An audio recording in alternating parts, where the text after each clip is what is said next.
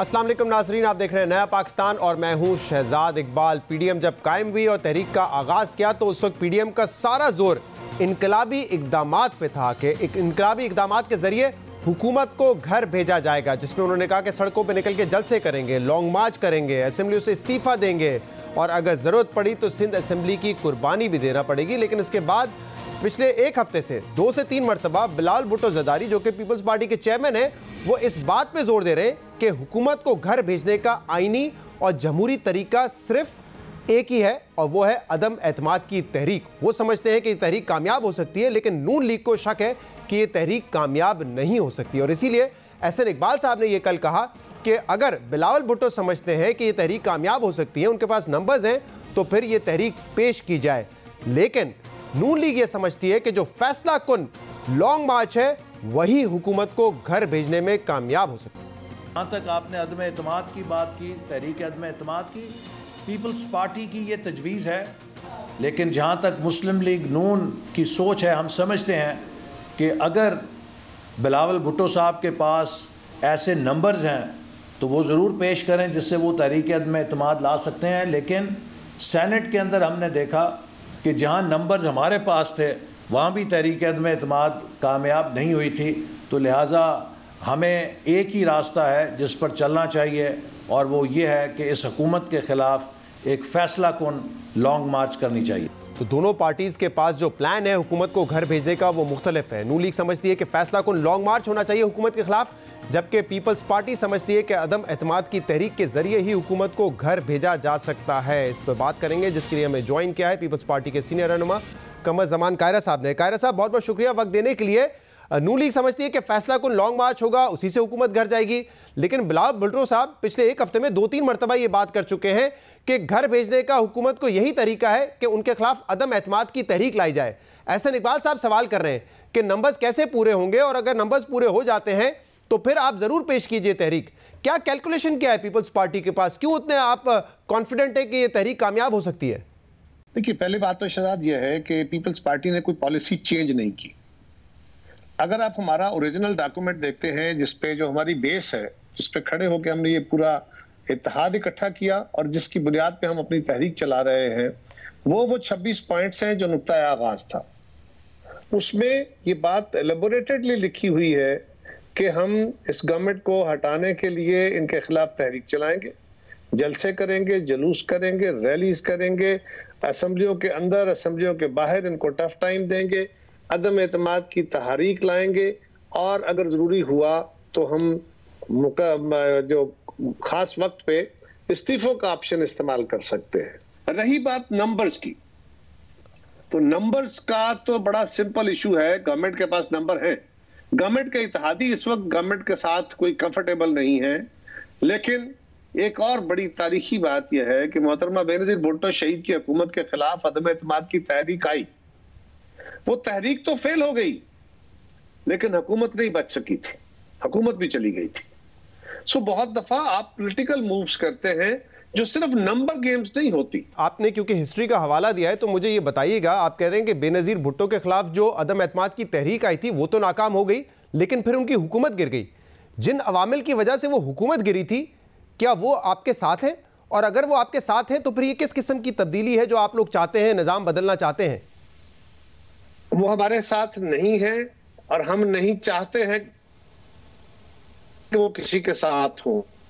अवामिल को तो हम सियासत से अलग करना चाहते हैं, क्योंकि उसी में पाकिस्तान का, उसी में हमारे इदारों का, उसी में पाकिस्तान की डेमोक्रेसी और पाकिस्तान के अवाम की बेहतरी है। हम बड़े तजर्बे कर चुके हैं, लेकिन मैंने गुजारिश की ना कि बहुत सारी जो आपकी कोशिशें और काविशें और आप स्टेप उठाते हैं वो सिर्फ कैलकुलेशन के नहीं होते, उसके बाद आप स्ट्रेटेजिकल मूव्स भी करते हैं। जिन पार्टी से आप उम्मीद लगाए हुए हैं, जो हुकूमत के इत्तेहादी हैं, उनका चाल चलन भी क्या होता है? वो किसके साथ ज्यादा कंफर्टेबल फील करते हैं? इसकी भी तारीख है ना, वो भी अपनी तारीख बदले। ये तो आप होप पर होप लगाकर बैठे हुए हैं ना।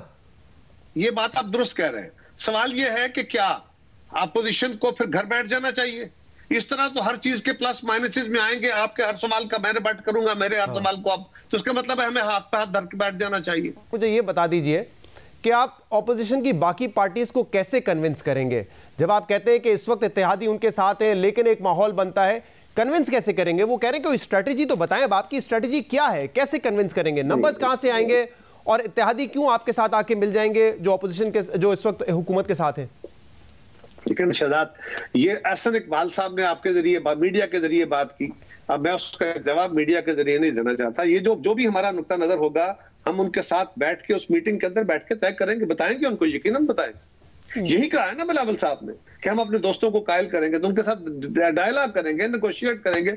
आपके जरिए तो नहीं करेंगे ना, उस कमरे में बैठ के करेंगे। अच्छा, लेकिन क्योंकि बिलावल साहब मुसलसल अब एक हफ्ते में 2 से 3 मरतबा ये बात टेलीविजन के जरिए कर चुके हैं, तो शायद इसीलिए एहसन इकबाल साहब ने टीवी के जरिए ऑलरेडी डिक्लेयर्ड, मैंने पहले कहा ना, ये हमारे ऑलरेडी डिक्लेयर्ड मैनिफेस्टो का हिस्सा है, ये कोई नई बात नहीं कर रहे। कारी साहब, अब इस पॉइंट पे आ जाते हैं जो आप कह रहे हैं कि एक डिक्लेयर्ड हिस्सा है। देखें, आप लोग किस चीज पर जोर देते हैं ये मैटर करता है ना। पहले आप लोगों ने जलसों पे जोर दिया, फिर आपने कहा सिंध असेंबली की कुर्बानी दी जाएगी, इस्तीफे दिए जाएंगे। इस चीज पे बाकायदा सर अगर सवाल मुकम्मल करूं, सर अगर सवाल मुकम्मल करूं, ये बिलावल भुट्टो ज़रदारी साहब ने कहा था कि अगर सिंध हुकूमत की कुर्बानी देनी पड़ी तो वो कुर्बानी भी हम दे देंगे, तो हम असेंबलियों से इस्तीफे भी दे देंगे। लेकिन उस वक्त आपका जोर इस बात पे था, इनकलाबी इकदामात पे था। अब आपका जोर ये है कि एक ही रास्ता है। इनहराफ कब किया? अब आप कहते हैं कि एक ही रास्ता है आईनी तौर पे, और वो रास्ता है, नहीं ऐसा कहा सर मैं सुनवा सकता हूं। इससे इनकार किया, उन्होंने कहा ये एक आईनी रास्ता है, एक ही आईनी रास्ता, और उन्होंने कहा यही आईनी रास्ता है। अब इसका आप एक ही कर लेंगे? ऐसा नहीं है, ऐसा नहीं है, ऐसा नहीं है। बहुत सारे रास्ते हैं, हमने जितने स्टेप्स उठाए हैं। या अभी हमारा 9 तारीख को हैदराबाद में जलसा होने जा रहा है, उसके बाद हमारा सियालकोट में जलसा है, उसके बाद हमारा सरगोदा में जलसा है। तो हमारी जो कैंपेन है वो तो ऑन गोइंग है, तो क्या हमने रोक दी वो? लेकिन वो बिलावल साहब ने तो कहा ना कि जलसों से तो कोई फर्क नहीं पड़ता, आप 10 जलसे भी कर लें उसके वो असरात नहीं होते, तो आप जलसे करते रहें, लेकिन आपको खुद पता है कि इस स्ट्रेटजी से कोई खास असर नहीं होना है। देखिए, और कोई तरीका मुझे आप बता दीजिए कि मैं किसी पीर से तावीज लेके आ जाऊं क्या क्या के हुकूमत गिर जाएगी? क्या मैं अमेरिका से किसी को इमदाद के लिए बुलाऊंगा? 2 महीने पहले तक इनकलाबी रास्ते हमें ज्यादा बताए जाते थे, अब जोर किस बात पे? और सुन लीजिए एक दफा बिलावल साहब, सर भाई, ये बहुत सारी बातें हुकूमत की तरफ से की गई, इस्तीफे दे। हमने इस्तीफों का ऑप्शन हमेशा कहा कि ये आखिरी ऑप्शन है। ये मीडिया की तरफ से, अगर की तरफ से बिलावल साहब कोई अहमियत रखते हैं आपके लिए, तो बिलावल साहब ने कहा था कि जनवरी में हुकूमत को हम गिरा देंगे, हम सिंध हुकूमत की कुर्बानी भी देंगे। और अब वो क्या कह रहे हैं सुन लीजिए, इसके बाद जवाब दीजिएगा प्लीज। यही तरीका है ना अल्टीमेटली। हम तो कोई एनार्किस्ट्स नहीं हैं, हम गैर जमहूरी कुव्वतों नहीं हैं। अगर आप आईनी और जमहूरी तरीके के बात करें तो फिर चाहे वो पार्लियामान हो या अदालत हो, वो किसी कानून के तहत हम चाहेंगे कि हम वज़ीर आज़म को हटाएं। और इसी बात पे इंशाअल्लाह ताला हम PDM को क़यादत को एक पेज पे लेकर आएंगे।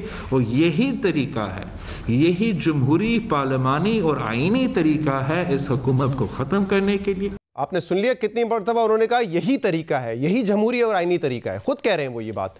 देखिए, मैं कब कह रहा हूं उन्होंने ये नहीं कहा, लेकिन उन्होंने ये कब कहा आईनी तरीका है? वो तो 9 तारीख को फिर जलसा कर रहे हैं खुद। तो ये आप किस इस बात से, आप ये कैसे असेस कर रहे हैं कि इस लफ्ज़ को आपने पकड़ लिया कि यही? तो ये कई हिस्से हैं जो हमारे ओरिजिनल जो प्लान था उसी के मुताबिक है। हमारे जलसे जुलूस भी चल रहे हैं, यही हम कह रहे हैं कि हमें ऐवानों के अंदर भी इनके खिलाफ मूव करना चाहिए। कल बिलावल साहब ने यह भी कहा है कि आप 10 जलसे कर लें उनका वो असर नहीं होता, वो ये जलसे कर रहे हैं लेकिन खुद ये तस्लीम भी कर रहे हैं। कहा ना, आपने मुझसे जो पूछा मैंने जवाब दे दिया। लेकिन अब मुझे कारी साहब इस बात का जवाब दीजिए कि क्या आप जेन्युइनली समझते हैं कि अदम एतमाद की तहरीक कामयाब हो सकती है, या क्योंकि पीपल्स पार्टी लॉन्ग मार्च करना नहीं चाहती, इस्तीफे देना नहीं चाहती, इसलिए एक फेस सेविंग के तौर पर ये प्रपोज किया जा रहा है, ये तजवीज प्रपोज की जा रही है कि लेट्स गो फॉर अदम एतमाद की तहरीक? अच्छा, फर्ज करें ये आपका क्या फॉर्म मैं मान लेता हूं, हालांकि ये बिल्कुल बेसलेस है, बट मैं मान लेता हूं। लेकिन सवाल ये है कि भाई आज इस हुकूमत के खिलाफ मूव करने के लिए पीपल्स पार्टी किसी बात से सरे मुंह इनहराफ नहीं करती। ये आपको अपने सवाल का खुद जरा एनालिसिस कर लीजिए कि क्या पीपल्स पार्टी ये कह रही है कि हमने ये काम नहीं करना, सिर्फ ये करना है? कारी साहब, आपको मेरा सवाल बेसलेस लग रहा है, लेकिन इसकी एक वजह भी है, और आप कह रहे हैं कि सब सारे जुल्म हमारे साथ हुए पीपल्स पार्टी के, लेकिन फिर भी पीपल्स पार्टी पे ये शक किया जाता है। उसकी वजह यह है कि जब ये तहरीक का आगाज हुआ था तो उस वक्त भी लोगों की ये राय थी, और एक लॉजिकल राय थी, कि पीपल्स पार्टी के स्टेक है सिस्टम में, सिंध गवर्नमेंट है उनकी, वो उनकी कुर्बानी क्यों देंगे? इसी तरह अगर नून लीग की पंजाब में गवर्नमेंट होती और उनसे कुर्बानी मांगी जाती तो PMLN भी वो कुर्बानी नहीं देती। ये बेसिस थे जिसकी वजह से ये तज्जिया किया जा रहा था, और आज वो तज्जिया दुरुस्त साबित हो रहा है। और लोग क्या कह रहे हैं जरा ये सुन लीजिए, उसके बाद मैं आपसे आपकी राय लूंगा इस पे। जी, मैं आपको ना लोगों को सुने बगैर जवाब देता हूं। लेकिन जरा सुन लीजिए ना साफी साहब। पहले मैं लोगों की बातों के बाद जवाब नहीं दूंगा। मैं अच्छा चले, आप अपना जवाब दे दीजिए पहले। जी देखिए, गुजारिश ये है कि आप हमें, शहजाद साहब, आप हमें मीडिया वाले दोस्त जो हैं, आप हमें एक कोई पैटर्न दे दें कि ये पैटर्न अगर आप कबूल करें, इस तरह हमें तसल्ली लिख के दे दे, कोई प्रोनोट लिख के दे, कोई इकरार करें, क्योंकि हम तो सिग्नेटरी हैं उस डॉक्यूमेंट के। अगर आप उसको नहीं मान रहे, हम कह रहे हैं कि हम सारी बातों के साथ खड़े हैं, फिर भी आप नहीं मान रहे, फिर भी हमारी नीयत पे शक है, फिर भी हम खराब हैं, फिर भी एनालिस्ट जो हैं सो कॉल्ड वो बहुत ज्यादा ज़हीन है, क्योंकि गवर्नमेंट के पीछे लोग बैठे हुए हैं, वो भी अपनी चीजें एंगलिंग कर रहे हैं। तो मेरा सवाल यह है कि आप हमें बता दीजिए कि वो क्या तरीका होगा जिससे वो एनालिस्ट भी और आप हमारे साथी भी आप इस बात से एग्री कर जाए कि पीपल्स पार्टी सिंसियरली खड़ी है। वो क्या तरीकाकार होगा? तो मैंने तो आपको बता दिया कि पिछले 2 महीने से जोर इस बात पे था कि इनकलाबी इक़दाम उठाएंगे, और आज कह रहे हैं कि हम इन हाउस तब्दीली की तरफ जाएंगे, यही रास्ता है। मैंने तो अपनी राय आपको बता दी, लेकिन जो दूसरों की राय है वो इससे आगे बढ़कर है। सर सवाल सुन लीजिए, कह रहे सब सवाल सुन लीजिए, इसके बाद जवाब दीजिए। उनको छोड़ दीजिए, उनकी मुख्तलिफ एनालिस्ट की राय ये, जो कि हुकूमत के पीछे ना खड़े होते हैं ना एंगलिंग करते हैं, उनकी राय ये कि पीपल्स पार्टी ने डील कर दी है। मैं उनको नहीं कह रहा ना, उनका अपना हक है, वो सोचे, वो अपने ख्याल के घोड़े दौड़ाए। हाँ, वो अपने हमारे खिलाफ या हमारे हक में जो बात भी करना चाहे करें, उनका हक है। बट मैं आपसे पूछ रहा हूं कि हम आखिर वो क्या करें, वो कौन सा एक्ट है? क्या इस्तीफे दे दें तो आप राजी होंगे, या हमारी स्ट्रेटेजी हमें बेहतर पता है? मैं तो आपके बयानात से आपको जज करूंगा। अगर आप मुझसे पूछ रहे हैं तो मैं इसका जवाब पहले भी दे चुका हूं, दोबारा देता हूं। हमें यह बताया जाता था कि हम इस्तीफे देंगे, जनवरी तक हुकूमत घर जाएगी। पीपल्स पार्टी ने कब कहा?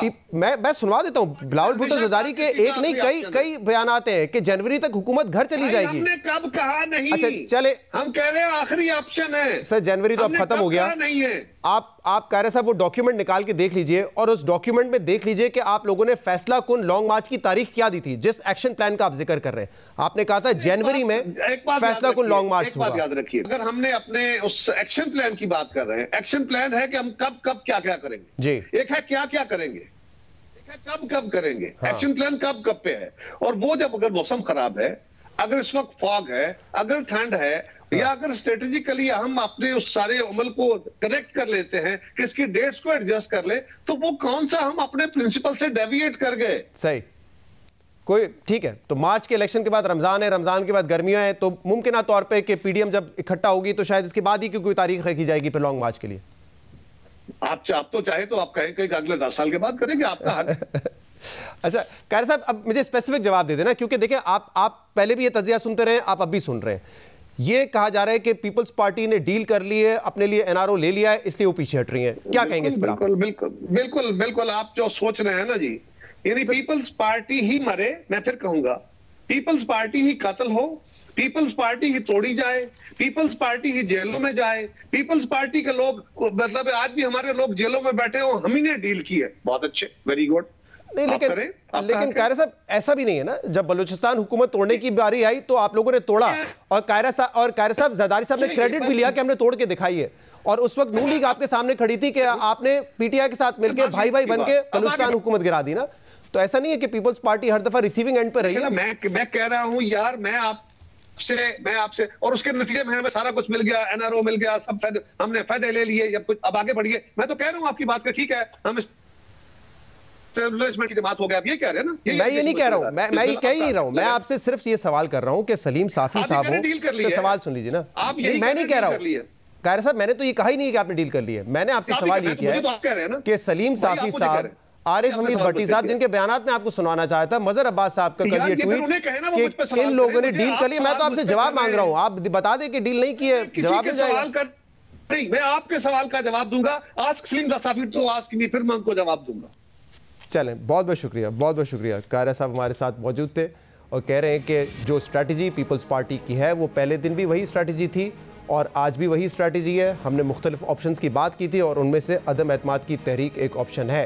एहसन इकबाल साहब कहते हैं कि अगर ये तहरीक कामयाब हो सकती है तो हमें बताया जाए कि नंबर्स कैसे पूरे होंगे, और अगर होंगे तो फिर आप अदम एतमाद की तहरीक पेश कर दें। ब्रेक शामिल करेंगे, इसके बाद मजीद बात करेंगे। Stay with us. Welcome back नाज़रीन। पाकिस्तान ने फरवरी के महीने के लिए 9 LNG कार्गोज अरेंज किए थे, जिसमें से 2 कार्गो स्पॉट कार्गो थे। और पिछले हफ्ते ये खबर आई कि एमिरेट्स नेशनल ऑयल कंपनी का जो कार्गो था वो कैंसिल हो गया है। कंपनी अपने मुआहदे से पीछे हट गई है और इसीलिए एक पैनिक सिचुएशन थी कि फरवरी में जो गैस की शॉर्टेज होगी उसको कैसे पूरा किया जाएगा। पाकिस्तान की खुशकिस्मती ये थी कि कतर पेट्रोलियम ने एक अर्जेंट टेंडर के बाद उन्होंने एक बिड दी जिसको पाकिस्तान ने एक्सेप्ट कर लिया और अब हमें जो नया कार्गो मिलेगा वो पिछले कार्गो जो कि कैंसिल हुआ था उसके मुकाबले में 22% सस्ता है। यानी कि जो एमिरेट्स नेशनल ऑयल कंपनी का कार्गो पाकिस्तान को मिल रहा था वो 20.8% का था और अब जो नया कार्गो मिलेगा पाकिस्तान को कतर ऑयल का वो 16.3% है। यानी कि पाकिस्तान को 22% का इसमें फ़ायदा होगा। प्रेस रिलीज इस पर शाये की पाकिस्तान LNG लिमिटेड ने, जिसमें उन्होंने ये भी कहा है कि अब वो तमाम डिबेट और आर्गूमेंट ख़त्म हो गई है कि अगर आप जल्दी ऑर्डर करेंगे, जल्दी टेंडर करें, जल्दी आपको बिड मिले और जल्दी आप कार्गो अरेंज कर लेंगे तो वो आपको सस्ता पड़ेगा। ऐसा होना ज़रूरी नहीं है। इस पर हम बात भी करेंगे, जिसके लिए हमें ज्वाइन किया है सीनियर तज़कियाकार और सहाफ़ी शाहज़ेब खानज़ादा ने। शाहज़ेब साहब, बहुत बहुत शुक्रिया ज्वाइन करने के लिए। पाकिस्तान की यकीनन खुशकिस्मती है कि एक कार्गो कैंसिल हुआ, हमें दूसरा एक अर्जेंट टेंडर पे कार्गो मिल भी गया है और वो 22% सस्ता मिला है। लेकिन क्या ये कहना पाकिस्तान LNG लिमिटेड का कि ये डिबेट ही खत्म हो जाती है इसके बाद कि अगर आप जल्दी ऑर्डर करेंगे तो आपको अच्छी प्राइस मिल जाएगी, बेहतर प्राइस मिल जाएगी, खासतौर पे एक ऐसी मार्केट में जहां पे डिमांड ज्यादा है और सप्लाई कम है? क्या ये आर्गुमेंट दुरुस्त है? देखिए जी, एक तो जाहिर शरात आप जैसे बता रहे हैं कि खुशकिस्मती है, मगर ऐसा लगता है कि पेट्रोलियम मिनिस्ट्री मुसलसल कंफ्यूजन का शिकार है। पहले गलती करते हैं, फिर उस गलती की तस्हीह करते हैं। 35 से 40 अरब रुपए का नुकसान इन सर्दियों के टेंडर्स में कर चुके हैं। उसके बाद एक टेंडर होता है क्योंकि एक सप्लायर भाग जाता है और सप्लायर भागने के बाद आपको याद होगा 16 जनवरी को PLL की पेट्रोलियम मिनिस्ट्री की एक और प्रेस रिलीज आती है जिसमें यह बताया जाता है कि हमने उस सप्लायर के भागने के बाद सेकंड जो हाईएस्ट बिडर था जो कि उससे ज्यादा महंगा था उससे बात की, वो भी नहीं माना। फिर थर्ड हाईएस्ट बिडर से बात की जो और ज्यादा महंगा था, उससे बात की, वो भी नहीं माना। फिर आपने मीडिया में देखा होगा कि सोकार की भी खबर आई थी कि 23.4% पर वो भी देने को तैयार नहीं हो रहे हैं, मगर हुकूमत ने अजरबैजान की हुकूमत से राब्ता किया कि जी वो यकीनी बनाए कि वो 23.4% पर दे दें। अगर फर्क नहीं पड़ता तो फिर क्या जरूरत थी? सोकार को भी डिफॉल्ट करने देते, एक और टेंडर करते और सस्ता दे लेते। क्या जरूरत थी सेकंड और थर्ड बिडर से इतनी ज्यादा बात करने की? एक टेंडर करते, कतर आया, कतर ने 16.3% पर दिया है। मगर ये बात मद्देनजर रखनी चाहिए कि यही अगर 4 महीने पहले पाकिस्तान खरीदता तो 11 से 12% पर मिल रहा था। डॉन में रिपोर्ट हुआ है कि भारत ने 5 से 6 डॉलर में ये बाइंग की है, पाकिस्तान 8 डॉलर्स पर खरीद कर इसलिए खुश हो रहा है क्योंकि पाकिस्तान 10 डॉलर और 11 डॉलर्स पर खरीद चुका था। तो अपनी जो महंगी बाइंग की है बहुत ज्यादा देर से टेंडर करने की वजह से, अगर उसको बेंचमार्क बना के, क्योंकि सप्लायर भाग गया, अगर पेट्रोलियम मिनिस्ट्री खुश हो रही है और इसको एक बेंचमार्क के तौर पर दे रही है। आपको याद होगा अगस्त में इन्होंने एक टेंडर किया था इमरजेंसी, और उसमें जब बहुत कम रेट मिला तो हमने नदीम बाबर साहब से पूछा कि जी जब आपको इतना कम रेट मिल रहा था तो आपने और ज्यादा टेंडर्स क्यों नहीं किए? तो उन्होंने कहा देखिए एक टेंडर को मिसाल ना बनाया करें, वो एक डिस्ट्रेस्ड कार्गो था। उसके बाद वो उसी एक टेंडर की मिसाल देते रहे बार बार, जब हमारे प्रोग्राम में कह रहे थे कि उसकी मिसाल ना दें और कि देखें कोई फर्क नहीं पड़ता बिड टाइम और डिलीवरी टाइम में। और उसके बाद फिर पेट्रोलियम मिनिस्ट्री ने एक के बाद एक गलती की।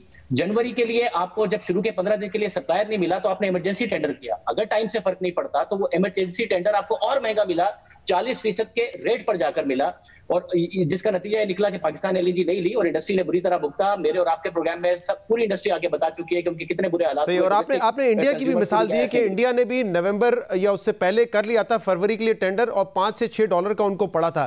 लेकिन पाकिस्तान ने भी अप्रैल का टेंडर जो है वो जनवरी में कर लिया है। तो अगर फर्क नहीं पड़ता जल्दी और देर से टेंडर करने में, तो क्या वजह है कि अप्रैल जिसकी डिमांड भी अनसर्टेन है उसके लिए हमने जनवरी में ही कर दिया है टेंडर? ये देखिए ना, 28 दिसंबर को इश्तिहार दे दिया अप्रैल के लिए। अगर फर्क नहीं पड़ता तो बार बार अपनी गलती को दोहरा भी रहे हैं और उसे मान भी नहीं रहे हैं, फिर उसकी तस्दीक भी कर रहे हैं कि ये टेंडर करने की क्या जरूरत थी। और दो किस्म की मार्केट होती है शहजाद, एक बुलिश मार्केट होती है, एक बेरिश मार्केट होती है। सितंबर से पता था कि बुलिश मार्केट है, कीमतें बढ़ेंगी, डिमांड भी बढ़ रही है, सप्लाई कंस्ट्रेंट्स भी है, सप्लाई डिस्ट्रप्शंस भी है, तो इसलिए प्राइसेस बढ़ती चली गई, नुकसान होता चला गया। तो जल्दी टेंडर करने में नुकसान क्या है आपका? आप टेंडर करें, अगर आपको आपकी कीमत के मुताबिक नहीं मिलता तो आपके पास ऑप्शन होता है कि आप दोबारा टेंडर कर सकें, जैसे कि मार्च के लिए हुआ है। तो ये समझ से बाहर है कि पेट्रोलियम मिनिस्ट्री अपनी गलतियां भी दोहराती रही, फिर उस गलती की तस्दीक करते हुए मार्च के लिए 2 महीने पहले टेंडर किया, अप्रैल के लिए 3 महीने पहले इश्तिहार दे दिया, मगर कह रहे हैं कि जी करने से फर्क नहीं पड़ता। नहीं फर्क पड़ता। तो क्यों कर रहे हैं, और अगर फर्क नहीं पड़ता तो कैसे अब से 4 महीने पहले दूसरे ममालिक ने इतनी सस्ती एलएनजी खरीद ली और पाकिस्तान 16.3% पर उसी कदर से ले रहा है जिसको लॉन्ग टर्म 13.3% पर लेने पर ये हुकूमत कहती है कि जी पिछली हुकूमत और पिछले हफ्ते जब ये कार्गो कैंसिल हुआ था तो उस वक्त पाकिस्तान एलएनजी और एनर्जी मिनिस्ट्री का जो मौकिफ था वो ये था कि हमें मजीद बिड करने की जरूरत नहीं है, मजीद टेंडर करने की जरूरत नहीं है, क्योंकि हमारी डिमांड जितनी है उतनी हमारे पास सप्लाई मौजूद है, लेकिन फिर भी ये कार्गो लिया गया है। एक आखिरी सवाल ये बताइएगा कि एक और इन्होंने लिस्ट जारी की है जिसमें ये बताया कि फरवरी में 9 कार्गो हमने मंगवाए हैं जिसकी औसतन कीमत बनती है $60.31, जो कि पिछले साल के मुकाबले में और 2018 के मुकाबले में सस्ती है। तो ये 9 कार्गो की जो प्राइस है, जो एवरेज प्राइस है, वो $60.31 है। ये अगर आप इसमें से लॉन्ग टर्म निकाल दें, क्योंकि अब लॉन्ग टर्म मिला के बता रहे हैं, तो ये तकरीबन $10 की बनती है, क्योंकि लॉन्ग टर्म से जो आ रहे हैं जिसमें ENI शामिल है, गरमर शामिल है और कतर से पिछली हुकूमत की तवील मुद्दती मुआहदे शामिल है, वो 6 से $6.25 से $6 पर आपको मिल रहे हैं। तो पहले आपने 1.25 साल सुना होगा कि लॉन्ग टर्म से बिल्कुल हटा के बताते थे कि जी लॉन्ग टर्म इतने महंगे सौदे कर रहे हैं, हम स्पॉट पर सस्ती खरीद रहे हैं। 23 अक्टूबर को वजीर आजम ने कहा कि सस्ती एलएनजी मिल रही है मगर इनके तवील मुद्दती मुआहदों की वजह से हम खरीद नहीं पा रहे हैं।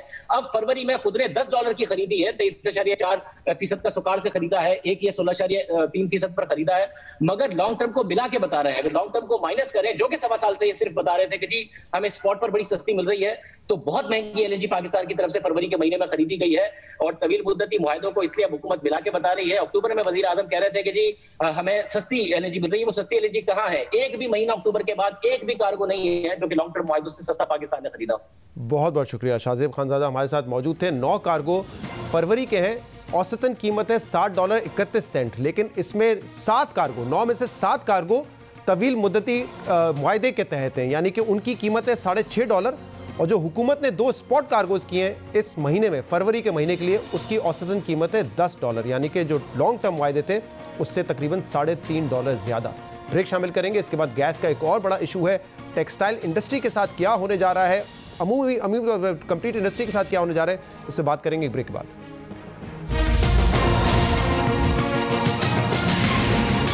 वेलकम बैक नाज़रीन। इस साल में एक्सपोर्ट्स में तकरीबन 5.5% का इजाफा हुआ है, लेकिन टेक्सटाइल सेक्टर की कारकर्दगी इसमें नुमाया रही है। 6 महीने में तकरीबन $7.44 बिलियन की टेक्सटाइल एक्सपोर्ट रही है, जो कि पिछले साल के मुकाबले में 8% से ज़्यादा है। और दिसंबर में पाकिस्तान टेक्सटाइल एक्सपोर्ट्स $1.4 बिलियन पर थी, हिस्टोरिक नंबर था, यानी कि पिछले साल के मुकाबले में 23% का इजाफा। और हमने आपको अपने पिछले हफ्ते के प्रोग्राम में यह बताया था कि इस साल भी $2 से $3 बिलियन की मजीद इन्वेस्टमेंट टेक्सटाइल सेक्टर में होने जा रही है, जो कि पिछले 7-8 साल में भी नहीं हुई है। उसकी एक बड़ी वजह यह है कि हुकूमत ने जो इलेक्ट्रिसिटी और गैस के टैरिफ हैं वो पाकिस्तान के कंपेटिटर्स के बराबर कर दिए थे। और हमने अपने प्रोग्राम में जब बात की थी गौहर एजाज साहब से इस इंडस्ट्री के फ्यूचर के हवाले से, तो उन्होंने ये कहा था कि अब हुकूमत को ये पॉलिसीज़ को कंटिन्यू रखना चाहिए, कहीं ऐसा ना हो कि किसी बुरी एडवाइस पे वो ये फैसले वापस ले लें। क्या कहा था उन्होंने, सुनिए ज़रा। हुकूमत को आज के दिन बहुत सारे लोग नई नई थ्योरियां देना शुरू हो गए हैं, अगर ये कर देंगे तो ये हो जाएगा। हर वक्त कोई ना कोई इतना सियाना आदमी आ जाता है और वो सियाना आदमी बोलता है मुझे सब कुछ पता है, और जो सारे इंडस्ट्रियन को कुछ नहीं पता। कहीं गवर्नमेंट एनर्जी की प्राइस से स्वे ना कर जाए, किसी तरीके से ये गलती ना हो जाए कि हम कहें कि हम डायरेक्ट एक्सपोर्टर को रिफंड देंगे और हम एनर्जी को इनकॉम्पिटेंट कर देंगे और इनएफिशिएंट एनर्जी पूरी चेन पे डाल देंगे। अगर दोबारा गलती कर दी तो मैं हमेशा कहता हूँ ये पाकिस्तान में पिछले 10 साल से होता रहा है। हम $25 बिलियन पे पहुंचते हैं और कोई सांप आता है और हमें डसता है और हमारा जमीन पे चले जाते हैं। गौहर एजाज साहब ने हमारे प्रोग्राम में ये कहा था कि जब भी पाकिस्तानी एक्सपोर्ट्स $25 बिलियन तक पहुंचती है तो कोई ना कोई सांप आके डसता है, पॉलिसी रिवर्स हो जाती है और जितने फ़वाइद मिले होते हैं वो ख़त्म हो जाते हैं। और एक बार फिर यही होने जा रहा है, क्योंकि 2020 से 25 तक की 5 साल जो टेक्सटाइल पॉलिसी है, खबर के मुताबिक, आज द न्यूज़ में शाया होने वाली खालिद मुस्तफ़ा की खबर के मुताबिक, वो 2 मरतबा वज़ीर आज़म अप्रूव कर चुके हैं, लेकिन ECC से अप्रूव इसलिए नहीं हो रही क्योंकि कुछ मुआवने खसूसी और वज़रा इस पॉलिसी के ख़िलाफ़ है। टेक्सटाइल सेक्टर को इस वक्त जो गैस मिलती है वो $6.5 पर मिलती है और बिजली 7.5 सेंट पर मिलती है, लेकिन अगर ये पॉलिसी अप्रूव नहीं होती है अगले 5 साल के लिए, और इसमें कुछ ये एडवाइस आ रही है कि जो बिजली है वो हम इनको इतनी सस्ती नहीं दे सकते, लिहाजा इनको बिजली, एक्सपोर्ट ओरिएंटेड सेक्टर को, टेक्सटाइल सेक्टर को जो बिजली है वो 9 सेंट पे दी जाए। इंडस्ट्री का कहना है हम हाईली अनकम्पिटिटिव हो जाएंगे अगर बिजली की कीमत बढ़ाई गई। एक और मसला ये है कि हुकूमत ने यह ऐलान कर दिया है कि अब एक्सपोर्ट ओरिएंटेड इंडस्ट्री को और मकामी इंडस्ट्री को गैस नहीं दी जाएगी, कैप्टिव पावर प्लांट के लिए गैस नहीं दी जाएगी, यानी कि वो अब कैप्टिव पावर प्लांट के जरिए बिजली नहीं बनाएंगे, वो नेशनल ग्रिड से बिजली लेंगे। और हमने 2 रोज पहले ताबिश गौर से ये पूछा था कि अगर ऐसा होता है तो क्या जो सब्सिडी गैस की सूरत में मिलती है, एक्सपोर्ट ओरिएंटेड इंडस्ट्री को वो सब्सिडी बिजली में मिलेगी या नहीं मिलेगी? तो उन्होंने क्या कहा, सुनिए। एक तो इंडस्ट्री की तरफ से तहफ़्फ़ुज़ात आ रहे हैं कि हमारा एक सिस्टम है वो हमने बनाया हुआ है, आप हमें नेशनल ग्रिड पे लेके जा रहे हैं, एक तो हमें बिजली महंगी पड़ेगी, तो क्या इस हवाले से आप सब्सिडाइज करेंगे अगर उनको नेशनल ग्रिड से बिजली दे रहे हैं? क्योंकि अगर वो कैप्टिव पावर प्लांट के जरिए बनाते हैं तो उनको सस्ती पड़ती है बिजली। जब रियासत पॉलिसी बनाती है तो मजमूई तौर पर देखती है कि उसका फायदा मईशत पे कितना पड़ रहा है। अगर हम इंफरादी सनतकारों का PNL देखने बैठ गए तो फिर ये सही पॉलिसी नहीं बन पाएगी। सस्ती वो गैस से अपनी बिजली बना रहे हैं, तो वही गैस जो हमारे एफिशिएंट प्लांट्स हैं 60% एफिशिएंसी पे जो बनाए गए, उन प्लांट्स को ये गैस देनी चाहिए जिससे सस्ती बिजली बने और ताकि पूरे आवाम का और मईशत का फ़ायदा हो। तो इसमें कुछ लूजर्स यकीनन होंगे।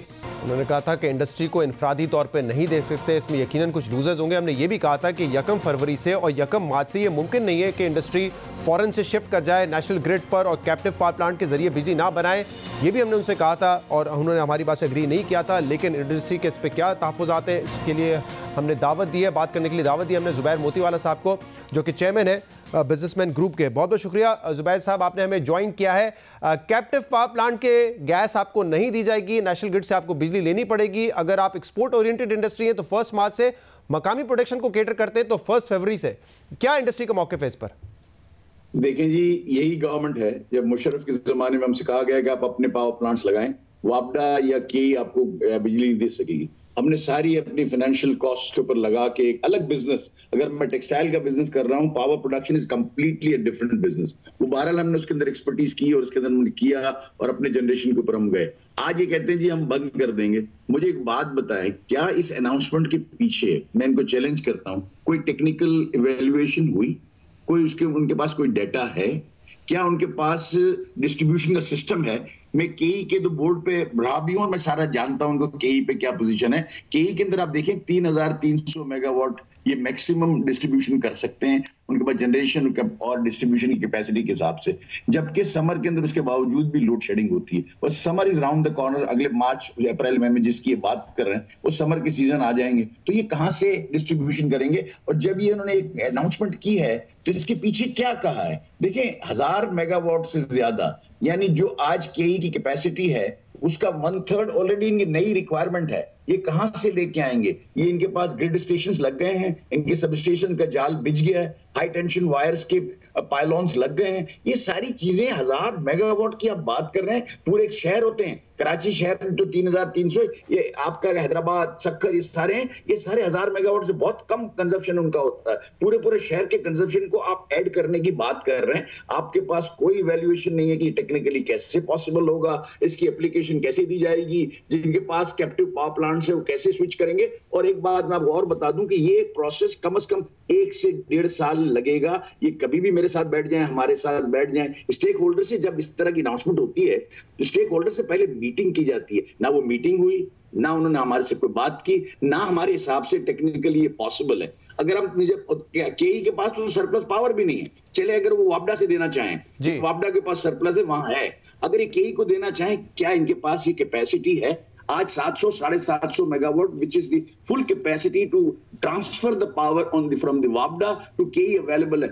वो 750 जो है ना उससे ऊपर ही जा ही नहीं। तो इसमें जुबैर साहब 2 पॉइंट्स आप हाईलाइट कर रहे हैं। एक तो जो है इंडस्ट्री से रिलेटेड है कि उनको कैप्टिव पावर प्लांट सिस्टम से अपने ट्रांसफार्मर लगा के नेशनल ग्रिड पे जाना पड़ेगा। लेकिन दूसरा पॉइंट आप ये कह रहे हैं कि कराची की अगर मिसाल ले लें तो के इलेक्ट्रिक भी इस वक्त टेक्निकली इक्विप्ड नहीं है कि आपको इतनी बिजली फराहम कर सके। उनको सब स्टेशन लगाने पड़ेंगे, ग्रिड स्टेशन लगाने पड़ेंगे इसके लिए।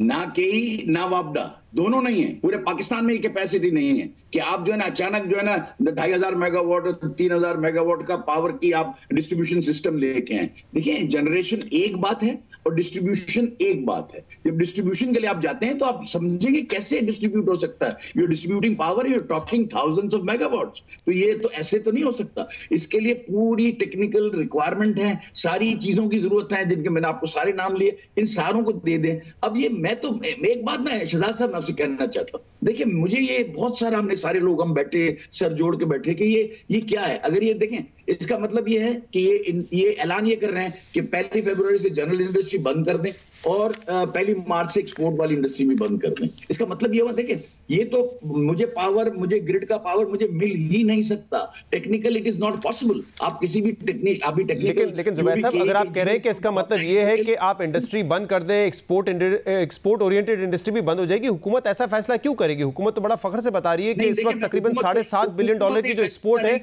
वो टेक्सटाइल सेक्टर से है, तकरीबन $17 बिलियन की इस साल एक्सपोर्ट टेक्सटाइल सेक्टर से हो जाएगी, तो क्यों ऐसा फैसला करेंगे? हुकूमत का ये फैसला नहीं है। देखिए वजीर आजम साहब को ये जो है ना, ये वजीर आजम तो ये कह रहे हैं कि ये जो 1.4 हुआ ये भी मेरा ख्वाब नहीं है, आप इसको 2 बिलियन से ऊपर लेके जाए महीने का, और एक्सपोर्ट बढ़ रहा है। उन्होंने मुबारकबाद भी दी है, सब कुछ काम किया और हर तरह की सहूलत देने की बात की है उन्होंने, टेक्सटाइल पॉलिसी जो है उसकी बात की है। ये होता ही है कि कैबिनेट में कुछ लोग बैठे हैं जिनको टेक्निकली साउंड नहीं, उनको नहीं पता। वो ये कहते हैं कि अगर हम आइडल कैपेसिटी की चार्जेस दे रहे हैं आईपीपीज को, तो ये इलेक्ट्रिसिटी हमको जो है ना मिलों को बेचनी चाहिए, इंडस्ट्री को देनी चाहिए। अब ये बात करने को तो हो गई, लेकिन उसकी तैयारी के लिए उनको 2 साल चाहिए, वो उनको पता नहीं है। अभी भी जो उन्होंने ना जो निर्ख बढ़ाए हैं उसमें उन्होंने कहा जी आप जो जनरल इंडस्ट्री है उसका 33 रुपए बढ़ेगा, लेकिन जो कैप्टिव पावर प्लांट्स हैं, अभी की बात है 1.5 महीने पहले की, उन्होंने कहा कि उसका 66 रुपीज बढ़ाएं। ये उन्होंने तफरीक फिर पैदा कर दी जो हम कोर्ट में लड़के उसको खत्म करवा चुके थे कि गैस होती है, चाहे हम उससे बिजली बनाएं स्टीम बनाए। तो आप कह रहे हैं कि ये ऐसे अनाउंसमेंट है जिससे इंडस्ट्री बंद हो जाएगी। अब मुझे जरा बताइएगा, जो हुकूमत की अप्रोच हमें नजर आती है वो ये है कि गैस की सवाल अगर मैं मुकम्मल कर लूं कि हुकूमत ये समझती है गैस की इस वक्त शॉर्टेज है, इसलिए गैस से हमें पावर नेशनल ग्रिड की तरफ जाना चाहिए क्योंकि हमारे पास इजाफी बिजली है। तो अगर ये हुकूमत करना चाहती है तो उसका फिर ठीक तरीका क्या होगा? कैसे वो ये करेंगे गैस शॉर्टेज को भी हम केटर करें और जो इजाफी बिजली है उससे इंडस्ट्री चले?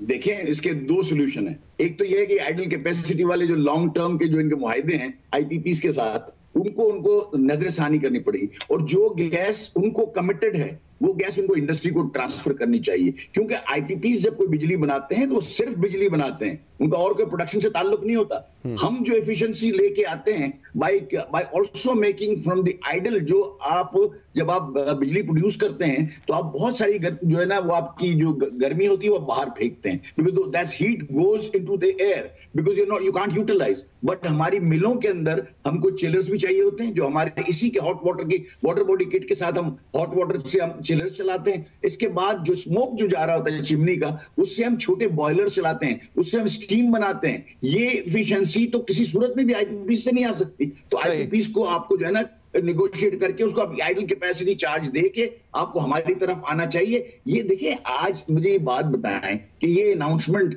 मैं नहीं समझता, कि मैं किसी सूरत में भी नहीं समझता, जितना थोड़ा बहुत मैं समझता हूं कि ये कभी भी इसके ऊपर अमल दरामद नहीं हो सकता। जब अमल दरामद नहीं हो सकता तो आपने अनाउंसमेंट क्यों की? मेरा हाथ जोड़ के वजीर आजम साहब से आपके तवज्जुह से गुजारिश है कि ये अनाउंसमेंट हमारे जो बायर्स हैं उन तक गई है, और कई ईमेल्स मुझे लोगों ने, इंडस्ट्रियलिस्टों ने भेजी है, जिसमें उन्होंने कहा है कि मार्च के बाद तो चूंकि आपके पास एनर्जी नहीं होगी, तो हमारे जो अप्रैल मई जून ऑनवर्ड्स के ऑटम के और हम जो विंटर डिस्कशंस कर रहे हैं वो क्या हम डाइवर्ट कर दें? ये बड़ी अहम बात जुबैर साहब आप बता रहे हैं। आप कह रहे हैं कि जो अनाउंसमेंट हुई है उस पर अमल दरामद हो नहीं सकता, लेकिन इसका रिएक्शन आपके बायर्स की जानिब से आना शुरू हो गया है। वो आपको बता रहे हैं कि मार्च ऑनवर्ड्स क्या करेंगे आप लोग, कैसे पूरे करेंगे ऑर्डर्स?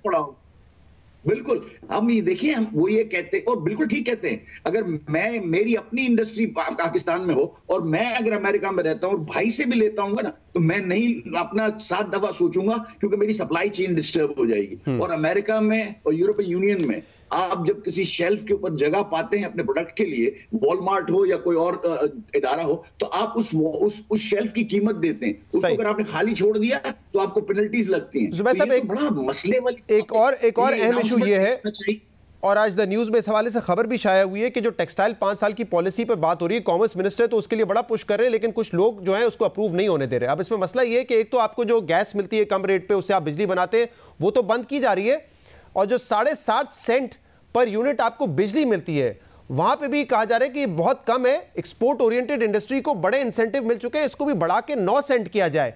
तो अगर आपको गैस भी नहीं मिलेगी सस्ती, फिर आपको जो बिजली ग्रिड स्टेशन से मिलेगी वो 7.5 सेंट के बजाय 9 सेंट होगी, तो इसका क्या इंपैक्ट होगा? मुझे जो भी ये बात करता है, मेरी इससे मौदबाना गुजारिश है कि हमारे साथ, हमारी टीम के साथ बैठ जाए और हमें ये बता दे कि हमको इवन प्लेइंग फील्ड की हम बात करते हैं। हमने कभी ये बात ही नहीं की कि हमें कोई इंसेंटिव चाहिए। We don't want any incentives. ये जो DLTL की जिसकी बात करते हैं, ये लोकल ड्यूटी जो लगती है, जो लेवीज लगते हैं, उसका रिटर्न करते हैं, जैसे सोशल सिक्योरिटी और बहुत सारे लोकल टैक्सेस हैं, ये उसको रिटर्न करके वो हमको उसको स्टेट बैंक से देते हैं, जो 1.5 साल से हमको नहीं मिला। नंबर 2, ये जो इलेक्ट्रिसिटी और गैस के रेट हैं, ये हमके ऊपर कोई एहसान नहीं, कुछ भी नहीं है। देखें, हम ये कहते हैं कि बांग्लादेश आज जो है ना $5 बिलियन से आज $38 बिलियन का उसका सिर्फ टेक्सटाइल का एक्सपोर्ट हो गया। आप उसके नंबर के साथ हमारे नंबर मैच कर दें। नंबर मैच करने का बात यह है कि जो मेरी मैन्युफैक्चरिंग, देखें कॉटन तो इंटरनेशनल प्राइस पे, चाहे पॉलिएस्टर फाइबर हो, सारा इंटरनेशनल प्राइस पे, यानी रॉ मटेरियल को आपने एक तरफ रख दिया। अब आगे कन्वर्जन कॉस्ट की कंपैरिजन आप करें तो जो बांग्लादेश के अंदर मेरे कॉम्पिटिटर को जो उसको कॉस्ट आती है, वही कॉस्ट से आप मुझे दे दें, मुझे नहीं चाहिए कोई इंसेंटिव। तो उसका तरीकाकार यही है कि उसके दाम, जो दाम गैस का बांग्लादेश में, वो मुझे मिलना चाहिए, जो इलेक्ट्रिसिटी का रेट है वो मिलना चाहिए। इनपुट कॉस्ट को जो है, एनर्जी की इनपुट कॉस्ट को वो बराबर कर दिया जाए। ठीक है, बहुत बहुत शुक्रिया। जुबैर मोतीवाला साहब कह रहे थे कि ये जो अनाउंसमेंट हुआ, इस पर अमल दरामद हो ही नहीं सकता, टेक्निकली ये पॉसिबल नहीं है। एक तो सरमायाकारी बहुत करनी पड़ेगी इंडस्ट्री को, और इसके अलावा वापडा हो या के इलेक्ट्रिक, उनके पास टेक्निकल इस वक्त वो इक्विप्ड ही नहीं है टेक्निकली कि इतना भारी बोझ जो है वो बर्दाश्त कर सकें। ये डिस्ट्रीब्यूशन सिस्टम है ही नहीं उनके पास कि वो इंडस्ट्री को बिजली सप्लाई कर सकें। अहम इशू है, टेक्सटाइल एक्सपोर्ट बढ़ रहा है, ओवरऑल एक्सपोर्ट्स बढ़ रहा है।